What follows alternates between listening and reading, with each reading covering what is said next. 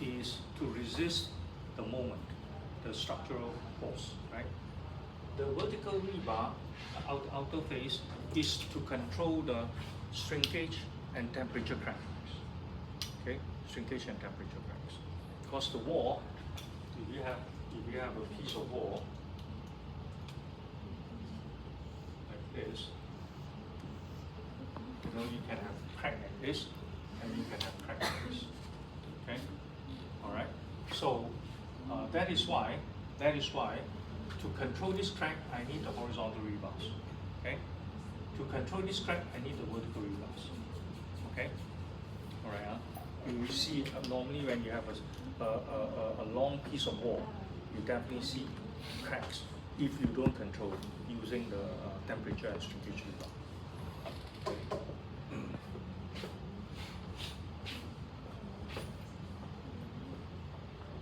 And this is what they are doing here. Okay, here they are talking about direct tension in immature concrete. So what is immature concrete? Mature concrete, that means concrete that has reached 28-day strength. Immature concrete is concrete at 3 days, 7 days, 14 days. Those are immature concrete. So immature concrete, that means the hydration is still ongoing, right? Still ongoing, and then you have water evaporations. That's why you have a shrinkage. Okay, shrinkage and temperature cracks. So here, to control thermal and shrinkage cracking, okay, the critical steel ratio needs to be 0.064. That means this is ratio, right? In percentage wise, it will be 0.64%. Okay, 0.64%. From section 11.3 for plain bars and grade C35A. Plain bars is what? The round bars.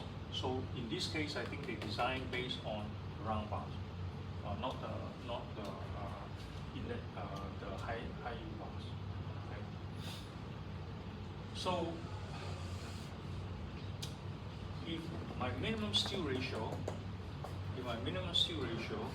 is okay. Let's say I'm using this now, right? T12 at 110, right? Okay. What is my reinforcement ratio? What is my reinforcement ratio? For this one, what is my reinforcement ratio? What's my reinforcement ratio?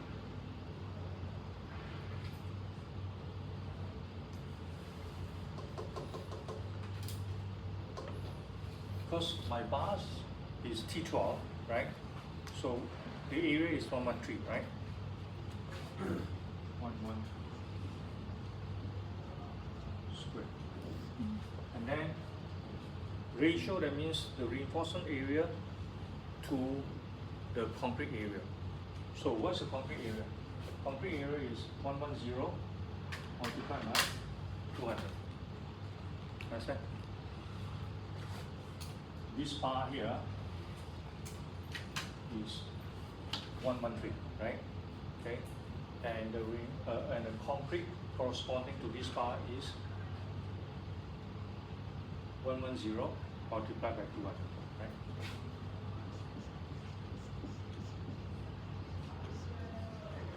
So what is this ratio here?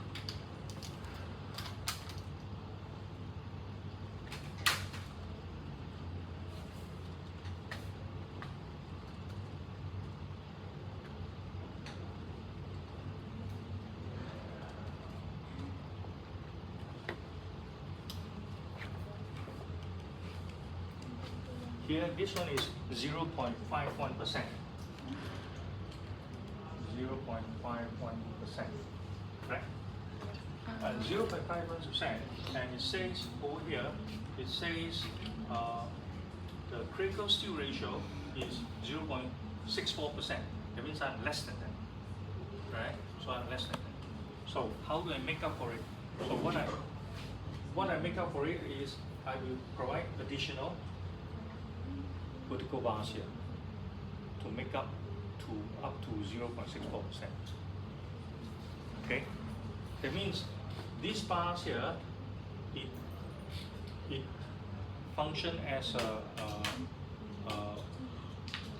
rebar to resist the moment, and also it also function as a bars to control the crack, the horizontal crack. So means now if I just use this one, I do not have enough reinforcement ratio. So I need to make up the difference by providing at the front. Okay.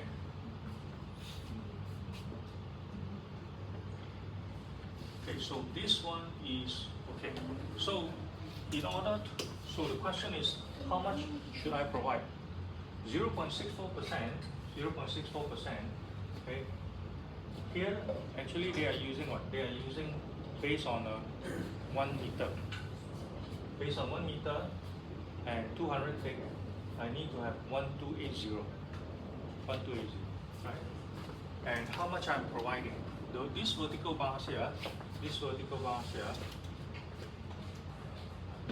one is giving me, AS equal to 1028 millimeter square per meter. 1028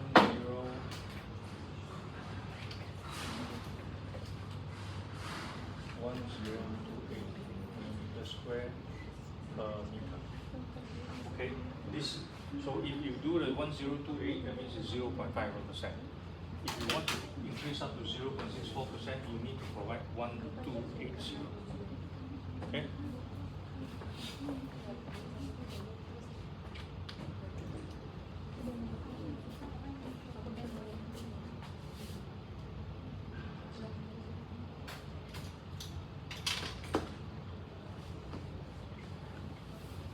Okay.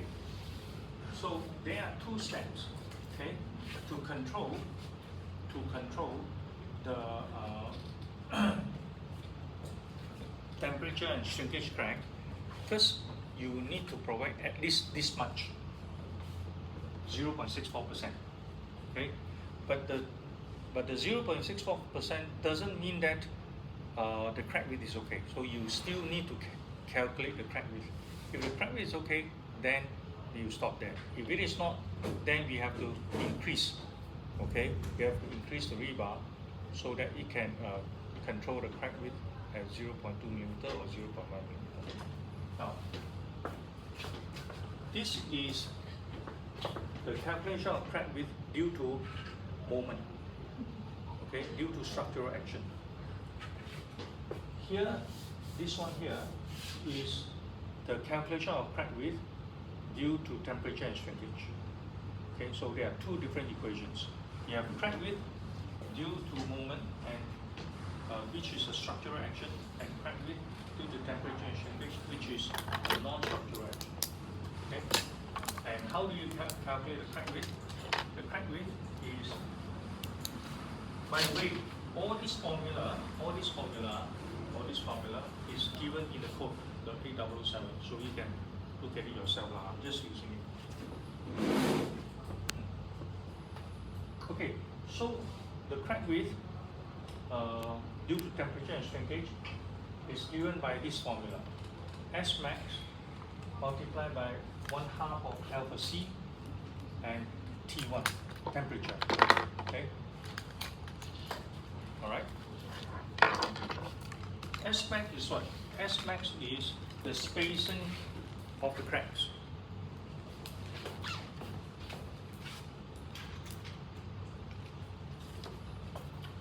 So let's say we have horizontal cracks.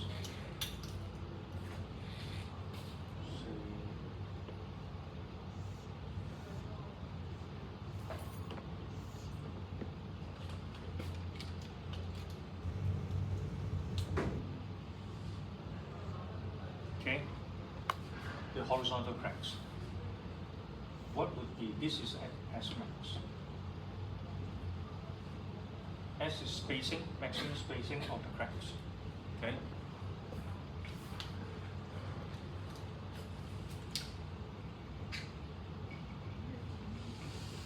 So the code says that you can predict that crack spacing, because the crack spacing determines. So how do you get S max? S max is given here. S max is given here. Okay, S max is equal to FCT divided FE multiplied by this here is the bar diameter.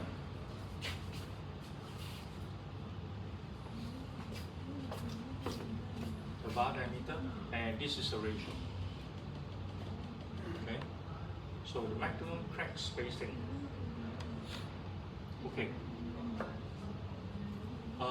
So what is FCT? FCT is the tensile strength. FCT is the tensile strength, and FB is the bond strength. Okay, the values of this are also given in the code. Okay, so for grade C 35A concrete and plain bars, the concrete tensile strength is 1.6. Okay, and the bond strength is also 1.6, meaning that this one and this one will cancel out, right? Okay. Thus, for 12 millimeters bar, so here 1.6, 1.6, 12 millimeters bar is 12 here, right? And R is a ratio, reinforcement ratio. Reinforcement ratio here is 1280 divided by 200 divided by 1000, and 2 is here. 2 is here. So now this is 937 millimeters. That means the crack spacing is 937. Okay. Now, then your cracks due to the temperature and shrinkage is S max multiplied by 1/2 of alpha C and T1. Okay. And alpha C is basically is the concrete expansion coefficient. So this coefficient is 10 times 10 to the 6 radian per degree Celsius. Okay, and so here is 10 times 10 to the 6 divided by 2. That's why it's 937.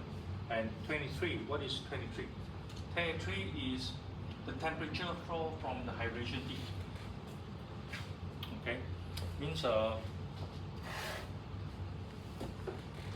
when the concrete is undergoing heat of hydrations, the temperature will increase. Okay, so it may reach a peak value. Okay, and then after that it will cool to the ambient temperature. Okay, so here the heat of hydration temperature can reach up to 7 degrees Celsius. 7 degrees Celsius. 70 degrees Celsius.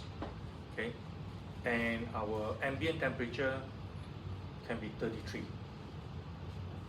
35, right? Okay, here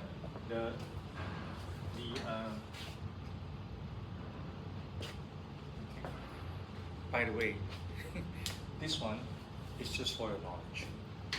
Okay, that means in the test it won't come out.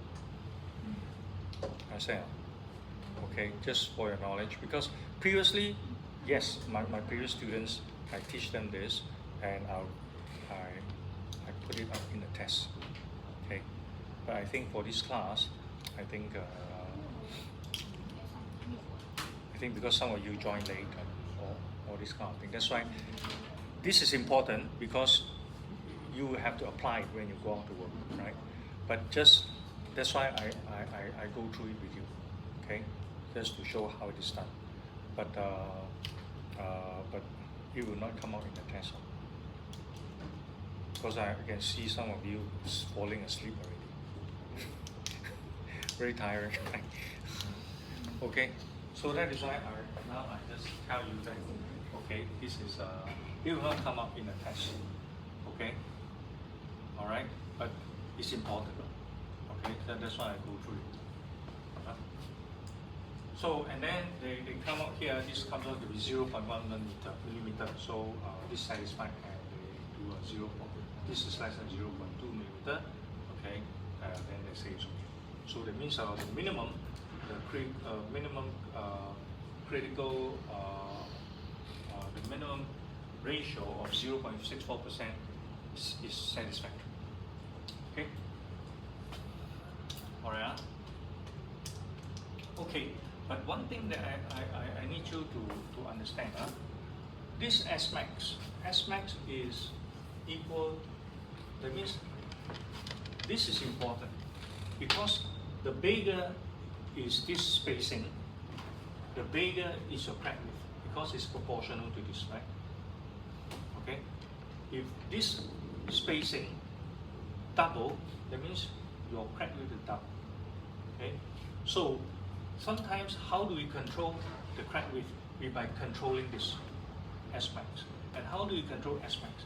We basically control this one and this one, because the tensile strength and the bond strength are basically fixed by your concrete strength and rebar rate, right? Here is the bar diameter. The smaller your bar diameter, the smaller is your S max.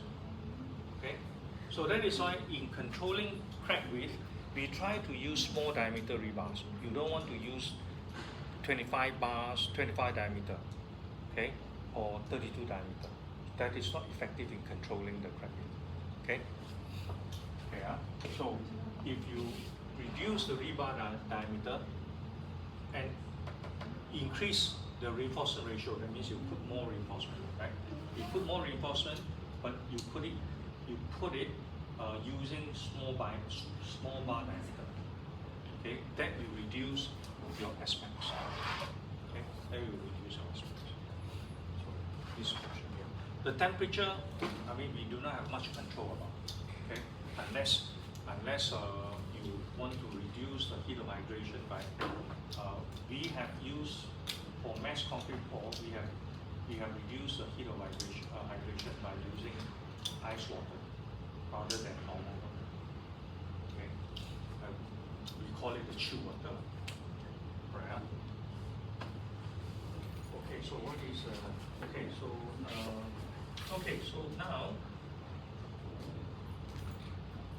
now so I know that if I provide the 6.4%, which is 1280, right?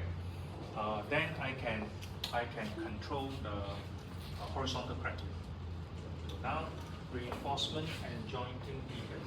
Since the wall is 200 millimeter thick, reinforcement must be provided in 2 layers. Okay, and at least 1/2 of the critical reinforcement. Critical reinforcement is 1280. Half of it is 640 millimeter square in each face. Okay, so meaning that this one is 12 millimeter bars at 175. It will give me 646. So here, that means what he is saying is you can provide on the outer face, inner face, you provide T12 at 110. Okay, outer face, which is based on meeting the minimum reinforcement ratio is 0.64%. 0.64% actually, when you use plain bars, 0.64%. I think if you use high strength bars, I think it becomes 0.3 something, 32%. Okay, I think it's even in the book also.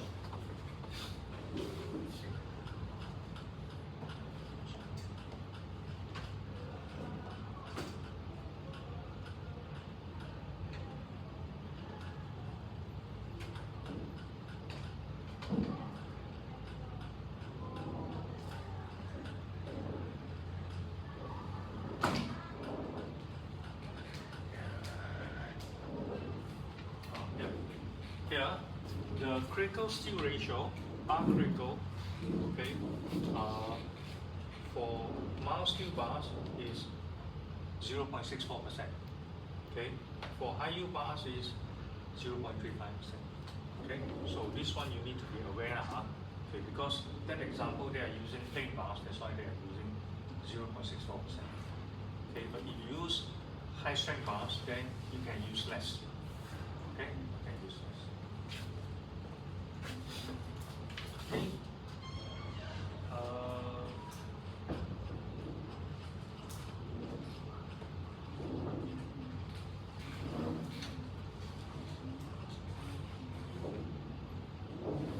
So here is a direct tension in immature concrete. Okay, this is the formula for Smax, which is equal to FCT divided by FE multiplied by bar diameter divided by 2 times the reinforcement ratio. Okay. FCT is the 3-day tensile strength taken as 1.6 MPa for brick 30 C35 steel. FB is the average bond strength between concrete and steel. Okay. And taken as 1.6 for plain bars or 2.4 for deformed bars. Deformed bars, that means one is 1.6, the other is 2.4. Because the deformed bars can bond with the concrete much better. The round bars, because it is round, very smooth, the bond strength is less. Okay? Understand? Huh? Follow? Follow? Okay.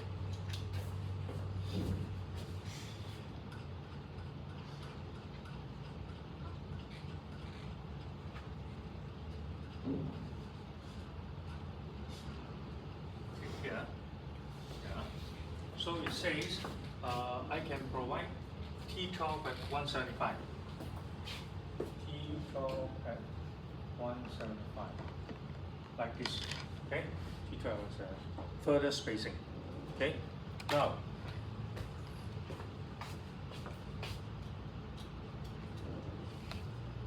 so here it says thermal effect may thus be considered adequate covered if 12 bars are provided at 110 center in the liquid adjacent phase, right? As required by factory reinforcement and at 175 millimeter center in the other phase. Okay, other phase. Alternatively, 10 millimeter bars also at 110 millimeter center may be more convenient in the liquid remote phase. So what they are saying is, this outer phase, you can provide this outer phase. You can provide T12 at 175 or T10 at 110. Okay. Okay. That means you can provide a smaller bar diameter and then closer spacing. Okay. Now, why do they want to do that? Why do they want to? They say alternatively, okay, you can provide T10 at 110. Why do they want to do that? The first option is they use the same bars, right? Inside T12, outside also T12. Right now? Okay. The alternative option is inside T12, outside T10, different bars, right? But same spacing, 110, 110. Okay? This is easy for construction because if your rebar is both outside and inside 110, 110, then you do the concrete compaction is easy. But if you have 110, 175, you will find that, you understand something? That means when you stagger it, you are finding yourself, when you have, okay, let's say, you hold this, okay, so this is 110, right? So, and everywhere is 110. So when you do the compaction, it's like this. If you do 110, 175, you find that some of it are here. You see what I'm saying? Yeah. Then you do the concrete compaction, you find that it depends on where. Sometimes it may be this one and deep like this. You see what I'm saying? So that is why they say, okay, we standardize the spacing. Inside, outside, 110. But we standardize the spacing, and then the rebar size will be different. Okay. The other option is rebar size the same, but spacing not standardized. Then you have compaction problems sometimes. Okay. Right. So that is why here it says alternative. All right. Okay, so Now we finish the vertical rebars design. Okay, here this one is T12 at 115, 110. Here this one is T10 at 110. Okay, all right. Okay. How about the horizontal? So horizontal, we talk about it tomorrow. After we finish the horizontal, then we finish the design. Understand? Remember, when you need to design a horizontal water tank or even reinforcement, earth reinforcement tank, earth reinforcement structure, even shear walls, okay? You always have 2 layers of vertical bars and 2 layers of horizontal bars. Okay? All right? Understand? Okay, I think I will stop here. So I need to run to, I think, E3, E311.